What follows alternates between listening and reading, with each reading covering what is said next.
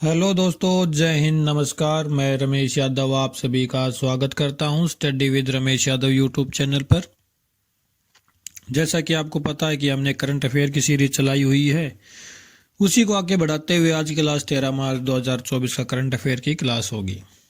उम्मीद करता हूं अभी तक जो क्लासेज हुई हैं आपको पसंद आई होगी, और क्लासेज अगर पसंद आ रही है तो आप लाइक करें, शेयर करें, चैनल को सब्सक्राइब करें और कमेंट करके ज़रूर बताएं कि आपको क्लासेस कैसी लग रही हैं। तो आप अपनी अब मेहनत थोड़ी सी बढ़ा दीजिए, क्योंकि रेलवे की भर्ती थोड़ी नज़दीक आ रही है। तो आप थोड़ी सी मेहनत, अगर आप 2 घंटे पढ़ रहे हैं तो 3 घंटे पढ़ना शुरू कर दीजिए, और जल्दी आपकी लाइव क्लासेस शुरू की जाएंगी। तो जिस दिन 1000 सब्सक्राइबर पूरे हो जाएंगे उसी दिन से लाइव क्लास शुरू कर दी जाएगी। मैं आपसे वादा करता हूं, जिस दिन 1000 सब्सक्राइबर पूरे हो जाएंगे उसी दिन से लाइव क्लास शुरू हो जाएगी। तो अब आपके ऊपर डिपेंड करता है कि आप कब से लाइव क्लास लेना शुरू कर रहे हैं, क्योंकि मेरा सिस्टम बिल्कुल तैयार है। जिस दिन 1000 सब्सक्राइबर हो जाएंगे उसी दिन से लाइव क्लास शुरू कर दी जाएगी। तो चलिए शुरू करते हैं आज की क्लास 13 मार्च 2024 का current affair. Point number 1, Bharat सरकार ने की नागरिकता संशोधन अधिनियम सीईए के कार्यान्वयन की घोषणा। तो सीईए पहले ही बना दिया गया था 2019 में, आपको पता ही होगा। तो अब उसको लागू कर दिया गया है, पूरे देश में लागू कर दिया गया है। चलिए जानते हैं इसके बारे में। नरेंद्र मोदी के नेतृत्व वाली भारतीय जनता पार्टी सरकार ने 11 मार्च 2024 को नागरिकता संशोधन अधिनियम को लागू करने की घोषणा की है, जिससे कानून फिर से सुर्खियों में आ गया है। सीएए का उद्देश्य पड़ोसी देशों के सताए गए अल्पसंख्यक समुदायों को भारतीय नागरिकता का मार्ग प्रदान करना है, लेकिन इसे मुसलमानों के बहिष्कार पर आलोचना और विरोध का सामना करना पड़ रहा है। क्योंकि भाई विरोध का सामना तो करना ही पड़ेगा कि क्या किया गया कि जो गैर मुस्लिम है, जैसे गैर मुस्लिम समुदाय, सिख हो गए, पारसी, ईसाई, हिंदू, बौद्ध, जैन, जितने भी गैर मुस्लिम समुदाय हैं, उनको नागरिकता लेने में इतनी परेशानी नहीं आएगी, वो आराम से नागरिकता ले सकते हैं। लेकिन जो मुस्लिम है उनके लिए वही प्रक्रिया है जो पहले बहुत डिफ़िकल्ट हुआ करती थी, वही प्रक्रिया है। तो सीए को आपने डिटेल से उस टाइम भी पढ़ा होगा और अब भी न्यूज़ में चल रहा है, तो ये करंट में है, तो आप इसको डिटेल से देख लें। तो चलिए आगे चलते हैं। Point number 2, Jammu Kashmir police ने मवेशी तस्करी से निपटने हेतु ऑपरेशन कामधेनु शुरू किया। देखो अब जम्मू कश्मीर में भी इतने अच्छे काम होने शुरू हो गए हैं। तो ऑपरेशन कामधेनु किसके द्वारा शुरू किया गया है? जम्मू कश्मीर पुलिस के द्वारा। इंपॉर्टेंट रहेगा ये क्वेश्चन, ऑपरेशन कामधेनु, हल्के में मत लेना इसको। ऑपरेशन कामधेनु इंपॉर्टेंट रहेगा, आप याद रखना। किसके द्वारा शुरू किया गया है? जम्मू कश्मीर पुलिस के द्वारा। चलिए आगे चलते हैं। पॉइंट नंबर 3, तमिलनाडु ने निंगल नालामा योजना शुरू की। देखो ये तमिल भाषा का यही वर्ड है, निगल नालामा। चलिए जानते हैं इसके बारे में। तमिलनाडु सरकार ने निगल नलमा, क्या आप ठीक है, इसका मतलब होता है क्या आप ठीक हैं, योजना शुरू की है, जो एक लाभार्थी आउटरीच कार्यक्रम है जिसका उद्देश्य प्रमुख योजनाओं के कार्यान्वयन की समीक्षा करना और जनता की शिकायतों का समाधान करना है। तो निगल नालामा योजना किसके द्वारा शुरू की गई है? तमिलनाडु सरकार के द्वारा शुरू की गई है। तमिलनाडु के मुख्यमंत्री की बात करें तो M.K. स्टालिन यहाँ के मुख्यमंत्री हैं और राज्यपाल रविंद्र नारायण रवि यहाँ के राज्यपाल हैं। कल M.K. स्टालिन का एक स्टेटमेंट आई थी कि जो CAA कानून है ये हम तमिलनाडु में लागू नहीं होने देंगे। ये कल M.K. स्टालिन की स्टेटमेंट है, और सभी ने अपने अलग अलग स्टेटमेंट दिए हैं, लेकिन जो कंट्रोवर्सी की स्टेटमेंट है वो इन्हीं की आई है कि हम तमिलनाडु में इसको लागू नहीं होने देंगे। जो कानून पूरे देश में लागू हो गया वो हो गया, ऐसा नहीं हो सकता कि वो एक स्टेट पर्टिकुलर स्टेट में लागू नहीं होगा, क्योंकि हमारा पूरा देश एक ही संविधान को फॉलो करता है। भाई अलग अलग किसी का संविधान हो तो वो अपने अलग अलग तरीके से काम कर सकते हैं, लेकिन संविधान तो एक ही है। तो आगे देखते हैं क्या होता है। पॉइंट नंबर 4, हरियाणा के सीएम मनोहर लाल खट्टर का इस्तीफा। तो भाई हरियाणा के सीएम मनोहर लाल खट्टर ने इस्तीफा दे दिया है। नायब सिंह सैनी हरियाणा के नए मुख्यमंत्री बने हैं, क्योंकि हरियाणा में भी इलेक्शन है अब अक्टूबर 2024 में इलेक्शन होंगे, तो उससे पहले ये कुछ गड़बड़ घोटाला किया गया है।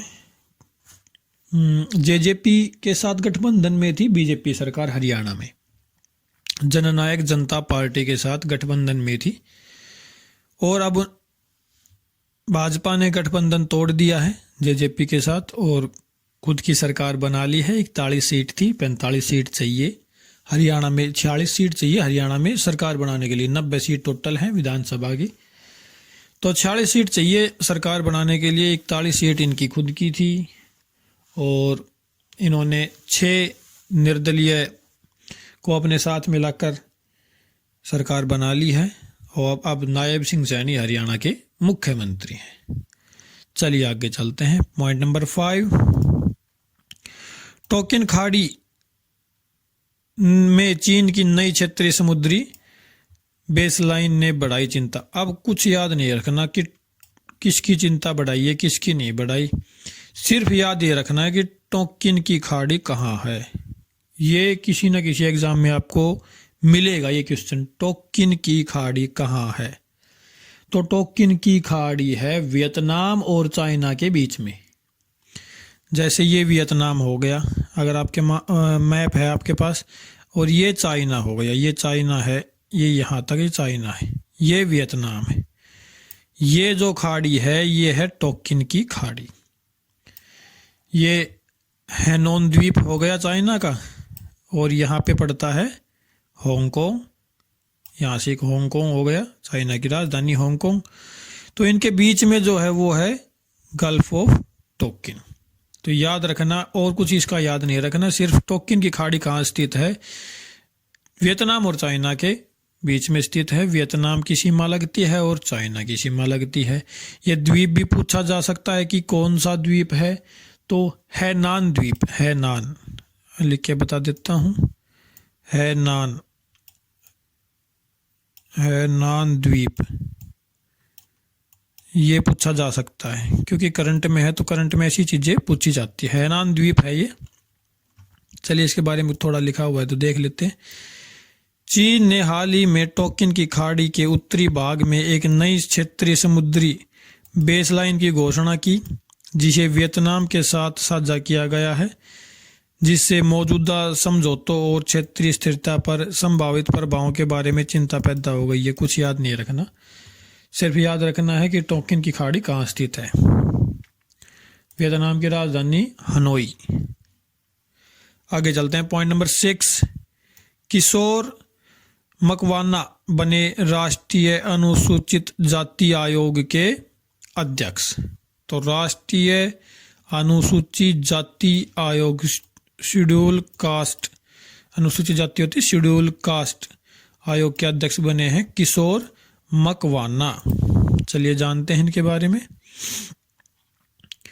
देखो, राष्ट्रीय अनुसूचित जाति जो आयोग है वो एक संवैधानिक निकाय है। संवैधानिक मतलब होता है कि संविधान में जिसका वर्णन किया गया हो उसको संवैधानिक निकाय कहते हैं। कि भाई जिस चीज के बारे में संविधान में लिखा गया हो उसको संवैधानिक निकाय बोलेंगे। तो 338 अनुच्छेद 338 के तहत आता है राष्ट्रीय अनुसूचित जाति आयोग। तो ये आप करंट में है तो याद रखना कि राष्ट्रीय अनुसूचित जाति आयोग संविधान के किस अनुच्छेद में है, तो अनुच्छेद 338 में आता है। आगे चलते हैं। पॉइंट नंबर 7, दिल्ली हवाई अड्डे को लगातार 6ठे वर्ष एशिया प्रशांत क्षेत्र में एशियाई ASQ के सर्वश्रेष्ठ हवाई अड्डे का खिताब मिला है। तो भाई सर्वश्रेष्ठ हवाई अड्डे का खिताब मिला है इंदिरा गांधी एयरपोर्ट है दिल्ली में, तो उसको चलिए जानते हैं इसके बारे में। दिल्ली हवाई अड्डे ने लगातार छठे वर्ष एशिया प्रशांत क्षेत्र में सर्वश्रेष्ठ हवाई अड्डे का प्रतिष्ठित खिताब हासिल करके विमानन क्षेत्र में एक बार फिर अपना दबदबा कायम किया है। Airport service quality ASQ awards द्वारा प्रदान किया गया यह सम्मान यात्रियों को शीर्ष पायदान सेवाएं प्रदान करने में उत्कृष्टता और नेतृत्व के प्रति दिल्ली हवाई अड्डे की प्रतिबद्धता की पुष्टि करता है। सिर्फ याद ये रखना है भाई कौन सा एयरपोर्ट है जिसको ये पुरस्कार मिला है, तो दिल्ली एयरपोर्ट है, इंदिरा गांधी इंटरनेशनल एयरपोर्ट दिल्ली। चलिए आगे चलते हैं। पॉइंट नंबर 8, MIRV तकनीक के साथ अग्नि 5 मिसाइल का परीक्षण सफल। याद क्या रखना, अग्नि 5 मिसाइल करंट में है तो सिर्फ इसके बारे में याद रखना है। चलिए जानते हैं इसके बारे में। अग्नि 5 मिसाइल का कार्यक्रम 2008 से आरंभ है, 2008 में बनाई गई थी।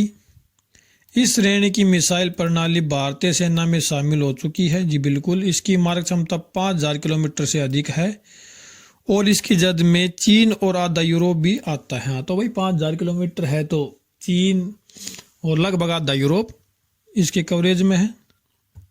और ये न्यूक्लियर वेपन को लेकर चल सकती है, लगभग 1.5 टन न्यूक्लियर वेपन को लेकर ये साथ जा सकती है।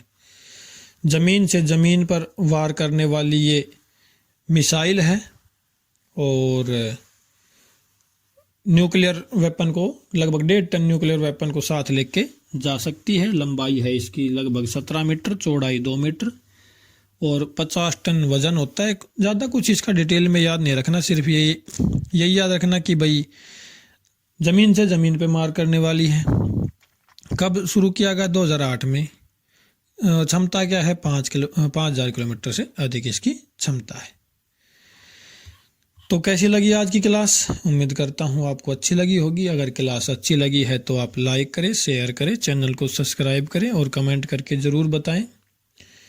और लाइव क्लासेज के लिए थोड़ी मेहनत आपको करनी पड़ेगी। हम तो कर ही रहे हैं लेकिन आपको भी थोड़ी मेहनत करनी पड़ेगी। जिस दिन से 1000 सब्सक्राइबर पूरे हो जाएंगे हम लाइव क्लास शुरू कर देंगे। तो अब देखते हैं आप कितनी मेहनत हमारे लिए या आप अपने खुद के लिए कर सकते हैं। आपको सभी क्लासेज मिलेंगी। सुबह करंट अफेयर की मिलेगी और साइंस की मिलेगी, स्पेशल जीके की अलग अलग, हिस्ट्री, पॉलिटी, ज्योग्राफी, इकोनॉमिक्स और मैथ और रीजनिंग की जो अपने रेलवे के लिए जितनी भी क्लासेज होती हैं सभी अलग अलग क्लासेज मिलेंगी और डेली मिलेंगी। ऐसा नहीं है कि भाई एक दिन हो गया 2 दिन नहीं हुआ, तो डेली क्लासेज मिलेंगी। तो देखते हैं आप कितनी मेहनत करते हैं। आज के लिए इतना ही। क्लास देखने के लिए धन्यवाद। Thank you very much.